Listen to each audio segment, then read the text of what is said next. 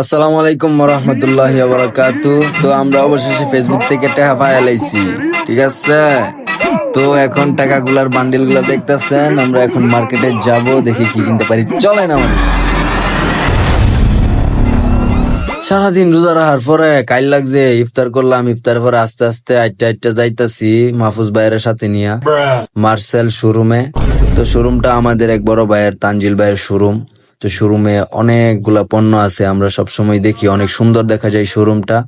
তারপর আমরা আস্তে করে ঢুকলাম, ঢুকার পরে মাহফুজ ভাই বাইকে সালাম দিল, আমরাও সালাম দিলাম। Ramadan Kareem, bro. عليكم السلام ورحمة الله وبركاته. I just want to say تقبل منا ومن তারপর আমরা ঢুকলাম, ঢুকিয়া নিজের মতো জিড্ডা ইচ্ছা আতাইতাছি, দেখতাছি, ঘুরতাছি, জিডা দেখি এটাই ভাল লাগে। মনটা চালু হয়ে যেতাম গা, অনেক টাকা ছাড়া তো আর লয়ে দেওয়া যেত না। আর মজার একটা বিষয় হইলো, প্রথমে এটা আমি মনে করছি একটা ফ্রিজ, পরে দেখি এটা ওয়াশিং মেশিন। তো আপনারাও কাটা কাটা মনে করছেন যে এটা একটা ফ্রিজ, কমেন্ট করে জানাইন তো ভাই ডিপ ফ্রিজটা কত ভাই? আরে এটা তো ফ্রিজ না, ফ্রিজ তো ওই যে ফিসে। আচ্ছা দেখতাছি, দেখি কি কিনুন যা, বাজেট অনুযায়ী ভালো একটা জিনিস তো কিনুন লাগবেই। এই যে এই ফ্রিজটা অনেক সুন্দর। ভাই ডেবিটে ওয়াশিং মেশিন। যাই হোক, দেখি কি কি আছে দোকানে।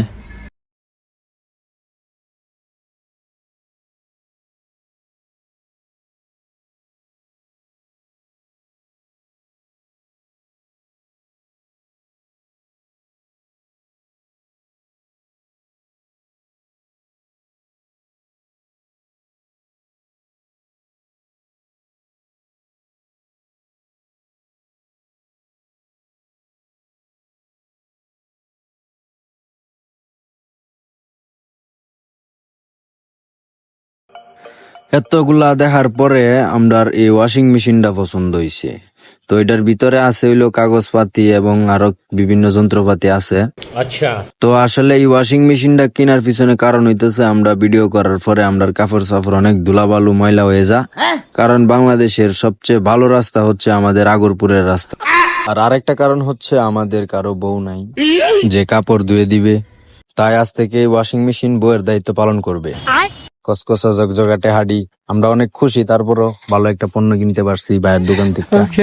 আর ভাইও অনেক খুশি আমাদের কাছে এত সুন্দর একটা পণ্য বিক্রি করতে পারছেন।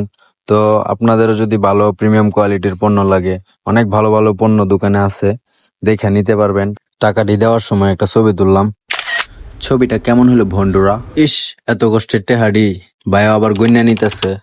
সমস্যা নাই, টাকা গন্যা নেওয়া দেওয়া এগুলা শূন্য। ठीक है समझ गया। যাই হোক, মাহফুজ ভাই ফাহেদা বাবার ডোহায়া দিছে, আর হেন্দা সুন্নত আদায় করতে গিয়া ফরজ নামাজ যাইতেছে এশারের তারাবি, যার কারণে ভাই টেহাডিও গুনলো না। আর আমরাও আমরা পণ্য নিয়ে তাড়াতাড়ি বিদায় হয়ে যাইতেছিলাম গা। তো এই এত বড় পণ্যটা কিভাবে নিব, আমরা কি মাথায় করে নিব নাকি পকেটে ভরে নিব? তানজিল ভাইয়ের কাছে আসলে কোনো চিন্তাই নেই, বাইরে ভ্যান গাড়ি আছে, ওই ভ্যান গাড়ি দিয়া বাড়িতে পাঠাইয়া দিছে। সব শেষ, আমরার ভিডিও শেষ। তো ব্লগটা কেমন লাগছে সবাই একটু কমেন্ট করে জানাবেন। ধন্যবাদ, আসসালামু আলাইকুম।